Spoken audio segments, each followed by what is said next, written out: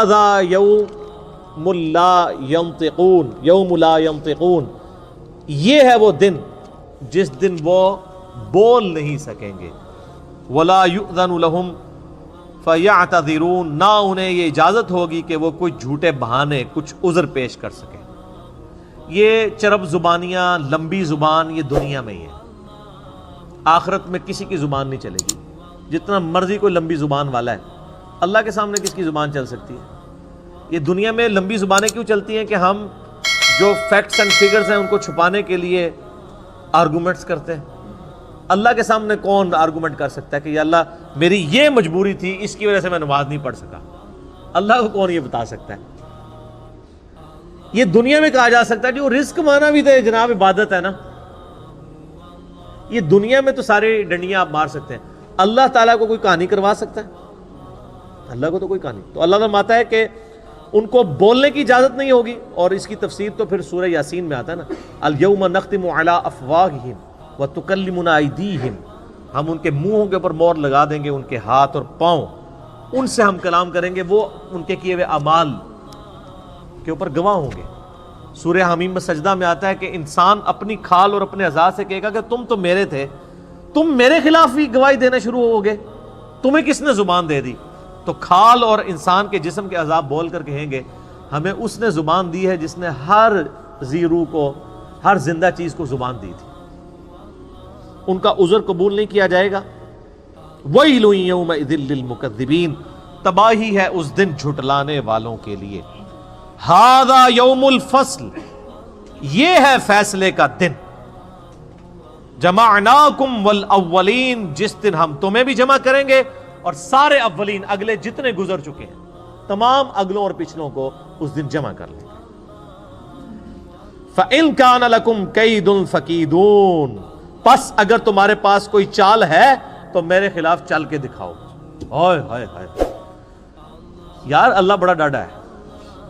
یہ طنز کرنا اور اتنے سخت انداز میں گفتگو کرنا اسی لیے ہے کہ انسان اپنے آپ کو درست کرے. اللہ تعالیٰ پھر قیامت میں فرمائے گا لو جمع ہو گیا، کر لو، آپ کوئی چال ہے تو چل کے بتاؤ. اور یہ اللہ کا کتنا کرم ہے کہ یہ جو اس وقت اللہ تعالیٰ کی طرف سے ٹونٹ اور تانا ملنا ہے انسان کو، وہ دنیا میں سنایا جا رہا ہے اور ویڈیو چلائی جا رہی ہے تاکہ اس دن کے آنے سے پہلے پہلے اس ٹونٹ سے، اس تانے سے تم بچ جاؤ. یہ اللہ کی کرم نوازی ہے. سورۃ المؤمن میں ایک بڑی زبردست آیت ہے، اسی کانٹیکسٹ میں اکثر کوٹ کرتا ہوں، میرا یوٹیوب پہ ایک کلپ بھی ہے. کیا اللہ کو بھی تکلیف ہوتی ہے؟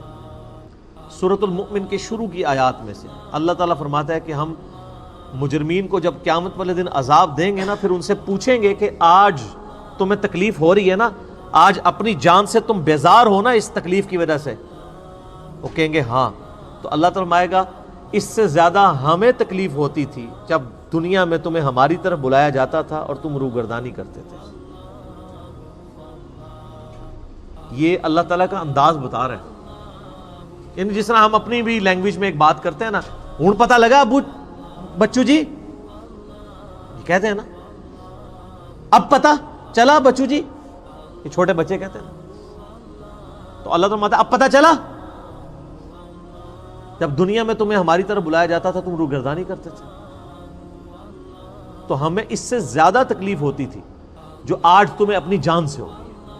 تو اس پہ میرا یوٹیوب پہ کلپ ہے کہ اللہ کو بھی تکلیف ہوتی ہے. یہ بلکہ پورا لیکچر سننے والا ہے، مسئلہ نمبر 196، فکر آخرت پہ اس سے بہتر لیکچر میرا کوئی نہیں ہے. کاش میں دنیا میں واپس جا سکتا، یہ اس کا ٹائٹل ہے، جس میں نے سورہ سجدہ کی 11 آیات اور کراس ریفرنس کے طور پہ کئی آیات کور کی ہیں. اللہ تعالیٰ فرمائے گا ہاں بھائی کوئی چال ہے تو چل لو.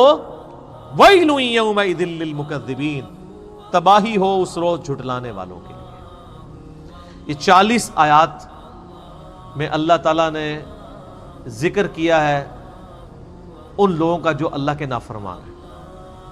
اب قرآن پاک کا چونکہ ایک امتزاج ہے کہ وہ پھر پازیٹو گفتگو اہل ایمان کے حوالے سے بھی کرتا ہے، سائملٹینیس کنٹراسٹ. لیکن آپ کو حیرانگی ہوگی کہ یہ اب جو اہل ایمان کے حوالے سے ذکر آئے گا کہ ان کو جنتیں ملیں گی، اس میں پھر یہ آیت ریپیٹ ہوگی وَيْلٌ يَوْمَئِذٍ لِّلْمُكَذِّبِينَ. یعنی جنت کے ذکر میں بھی اللہ نے دوزخ کے ذکر کو داخل کیا ہے کہ دوزخ سے غافل نہیں ہونا.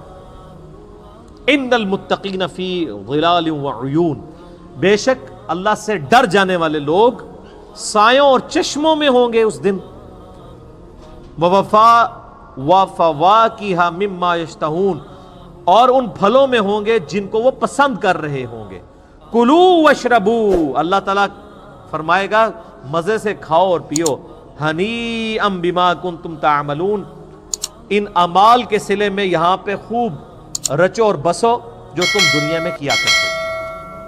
اعمال کے بدلے میں سر، صرف نسبت کے بدلے میں نہیں، صرف کلمہ پڑھنے کے بدلے میں نہیں، اعمال کے بدلے میں. اِنَّا كَذَلِكَ نَجْزِي الْمُحْسِنِينَ، بے شک ہم اسی طرح کا بدلہ دیا کرتے ہیں نیکوکاروں کو.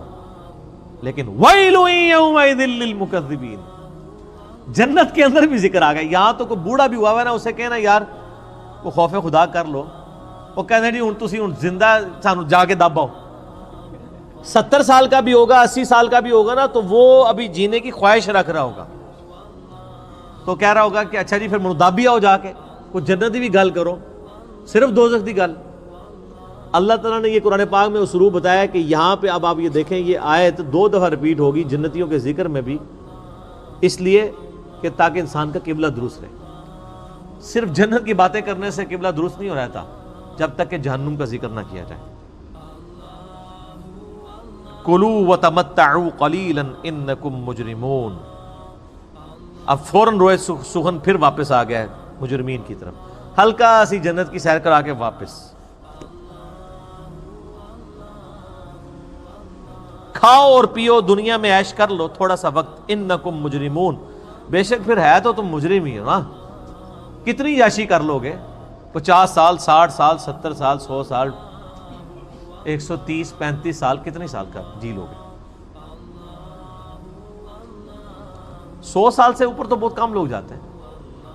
جاپان میں اس وقت یعنی دنیا میں سب سے زیادہ لوگ ہیں جو 100 کو کراس کیے ہیں، 5,500 لوگ ہیں. اور ان میں بھی جو سب سے زیادہ عمر رسیدہ خاتون ہے وہ بھی 125 سے اوپر نہیں گئی ہیں. کتنا کوئی جی لے گا؟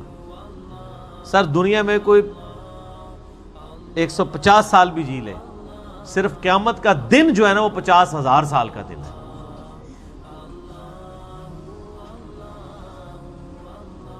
عذاب کی تو بات ہی نہیں ہو رہی، وہ تو کروڑوں اربوں سال کے لیے. صرف قیامت کا دن جو ہے نا وہ 50,000 سال کا دن ہے. صرف دنیا میں نافرمانی کے سبب قیامت کا دن ہی عذاب میں کاٹنا پڑ جائے نا تو یہ ان امیجنیبل ہے. 50,000 سال. اللہم اجرنا من النار، آمین. ویل یومئذ للمکذبین، تباہی اور بربادی ہو ان لوگوں کے لیے جو جھٹلایا کرتے تھے. وَإِذَا قِيلَ لَهُمُ ارْكَعُوا لَا يَرْكَعُونَ، اور جب انہیں کہا جاتا ہے کہ رب کے سامنے جھکو تو جھکتے نہیں ہیں. کیوں نہیں جھکتے؟ وہ کہتے ہیں کچھ بھی ہے یا اللہ تیرے محبوب کی امت سے. نمازیں پڑھنے کی کون سی ضرورت ہے؟ ابھی بھی یوٹیوب کے اوپر کتنے بائزین ہیں بڑے تگڑے قسم کے جو کلیئر کٹ آ کے یہ بیان دیتے ہیں کہ جی بس جو بندے نے کلمہ پڑھ لیا ہے، نبی علیہ السلام سے محبت رکھتا ہے، اب اسے کوئی ضرورت نہیں نماز روزہ کرنے کی، وہ جنتی ہو چکا. اور اس طرح کے جو وائزین ہیں نا، صرف ان کی تقریروں کے اوپر جو نعرے لگتے ہیں نا، اور کہیں نہیں لگتے، کیونکہ سستی جنت بیچ رہے ہوتے ہیں. اچھا انسان بھی کتنے بیوقوف ہیں، خود اپنی آنکھیں بند کیے ہوئے ہیں. انسان اگر خود تھوڑا سا تفکر کرے وہ بھی سمجھ لے گا کہ یار ایسا کرنے سے کیسے ہو سکتا ہے. دنیا میں بغیر محنت کے مزدوری نہیں ملتی، اور اللہ جس نے پیدا ہی مزدوری کے لیے کیا تھا، مزدوری سے مراد وما خلقت الجن والانس الا لیعبدون. اور اس پہ امام غزالی نے بہت زبردست بات احیاء العلوم میں کیمیائے سعادت میں لکھی ہے کہ اگر تم لوگوں کا یہ ڈھکوسلا مان لیا جائے نا کہ اللہ تعالیٰ نے یہ سب کچھ بس صرف ڈرائی اینڈ پہ چھوڑ ہی دینا ہے، کوئی کسی کا حساب کتاب نہیں ہونا، کسی کو عذاب نہیں ہونا، تو تم یہ کہنا چاہ رہے ہو کہ اللہ تعالیٰ اور اس کے پیغمبر دنیا میں ٹھٹا کرتے رہے ہیں ہمارے ساتھ، نعوذ باللہ. ظاہر ہے پورا قرآن دھمکیوں سے بھرا پڑا ہے کہ نہیں کرو گے تو رگڑا لگ جائے گا، تو یہ سب مذاق ہوتا رہے؟ ایسا نہیں، تمہیں سمجھ نہیں آئی اصل میں. یہ ٹھٹا نہیں ہے، یہ بہت سیریس معاملہ ہے. جب اللہ کے سامنے جھکنے کے لیے کہا جاتا ہے تو وہ جھکتے نہیں ہیں. وَيْلٌ يَوْمَئِذٍ لِّلْمُكَذِّبِينَ، تو بربادی ہے اس روز چھٹلانے والوں کے لیے۔ فَبِأَيِّ حَدِيثٍ بَعْدَهُ يُؤْمِنُونَ، اب اس قرآن کے بعد کس اور بات کے اوپر ایمان لے کر آؤ گے؟ یعنی قرآن میں اتنی واضح دھمکیاں آنے کے بعد ابھی بھی کسی چیز کا انتظار ہے کہ ہمیں کوئی اس طریقے سے آگے بات سمجھائے تو ہم سمجھ جائیں گے۔ اللہ تعالیٰ ماتا ہے اس واضح دھمکی جو قرآن کی شکل میں نازل ہو چکی ہے، اس کے بعد اب کون سی چیز ہے جس کے تم انتظار میں ہو کہ اس کے بعد تم بات کو قبول کرو گے؟ جب اس کائنات کا مالک خود اپنے پیغمبر کے ذریعے اس کا کلام نازل ہوا ہے اور وہ خود دھمکیاں لگا رہا ہے۔ یہ نبی علیہ السلام کا کلام نہیں ہے، کلام اللہ ہے، آپ کی مبارک زبان سے نکلا ہے، کلام تو اللہ کا ہے۔ اس سے بڑی کوئی چیز ہو سکتی تھی کہ اللہ تعالیٰ خود دھمکی لگائے تو تب آپ کو یقین آئے اور مجھے یقین آئے؟ سب سے بڑی چیز یہی ہو سکتی تھی۔ تو اللہ تعالیٰ فَبِأَيِّ حَدِيثٍ بَعْدَهُ يُؤْمِنُونَ، کس بات پر اس کتاب کے بعد ایمان لاؤ گے تم لوگ؟ اللہ کا قرآن نازل ہونا، اس کی کتاب کا نازل ہونا، اور پھر صرف کتاب نہیں، اس کتاب کی پریکٹیکل اپلیکیشن۔ لَقَدْ كَانَ لَكُمْ فِي رَسُولِ اللَّهِ أُسْوَةٌ حَسَنَةٌ، قرآن مجسم، قرآن کا اگر کوئی ایک جسم بنایا جاتا، ایک پریکٹیکل، تو نبی علیہ السلام کی مبارک ذات ہے وہ، جو صحیح مسلم میں حدیث ہے۔ سیدہ عائشہ سے کسی نے پوچھا کہ نبی علیہ السلام کے اخلاقیات کیسے تھے، آپ علیہ السلام کے معاملات کیسے تھے؟ تو انہوں نے کہا قرآن نہیں پڑھتے، قرآن ہی نبی علیہ السلام کے اخلاق۔ یعنی قرآن کا مطلوب انسان اگر کوئی روئے ارض پہ ہے پریکٹیکل فارم میں، تو اللہ کے محبوب صلی اللہ علیہ وآلہ وسلم کی مبارک ذات ہے۔ پریکٹیکلی انہوں نے کر کے بھی دکھا دیا، سلیبس کی فارم میں کتاب دے بھی دی، اور قیامت تک کے لیے چھوڑ بھی دی۔ حجۃ الوداع کے موقع پہ بھی فرمایا قرآن چھوڑ کے جا رہا ہوں اور میری سنت۔ غدیر خم پہ بھی فرما دیا کہ قرآن کو پکڑ لینا، ہدایت پہ رہو گے، چھوڑ دو گے گمراہ ہو جاؤ گے، اور میرے اہل بیت کے ساتھ اس نے سلوک کرنا۔ قرآن ہی کر کے گئے نبی علیہ السلام۔ اسی لیے میرے بھائیو، جو میرا پہلا مسئلہ ہے نا، مسئلہ نمبر 1، وہ ہے ہی ہے امام الانبیاء کی دعوت قرآن، اور میرا ریسرچ پیپر نمبر 4 ہے اسی کے اوپر۔ اس پہ ہم نے ٹائٹل آیت لگائی ہے سورۃ الانعام کی آیت نمبر 19، وَأُوحِيَ إِلَيَّ هَذَا الْقُرْآنُ لِأُنذِرَكُم بِهِ وَمَن بَلَغَ۔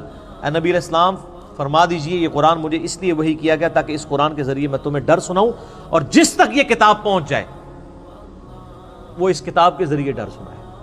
فَذَكِّرْ بِالْقُرْآنِ مَن يَخَافُ وَعِيدٍ، قرآن کے ذریعے اے نبی علیہ السلام نصیحت کیجئے اس کو جو خدا کی دھمکی سے ڈر جائے۔ تو نبی علیہ السلام کی دعوت کا تانا بانا ہی قرآن تھا۔ صحیح مسلم میں اوپر تلے 4 حدیث ہیں کتاب الجمعہ چیپٹر کے اندر، کہ نبی علیہ السلام قرآن حکیم ہی پڑھ کے تقریر کیا کرتے تھے، اور اکثر سورہ قاف ہوتی تھی، سورہ نمبر 50 پارہ نمبر 26 کے اندر۔ تو قرآن کے ذریعے آپ علیہ السلام تذکیر کیا کرتے تھے، اسی کے ذریعے نصیحت کیا کرتے تھے۔ اسی لیے آپ کو اثر بھی نظر آتا تھا، قصے کہانیاں نہیں تھی، بلکہ اللہ کا سچا کلام تھا۔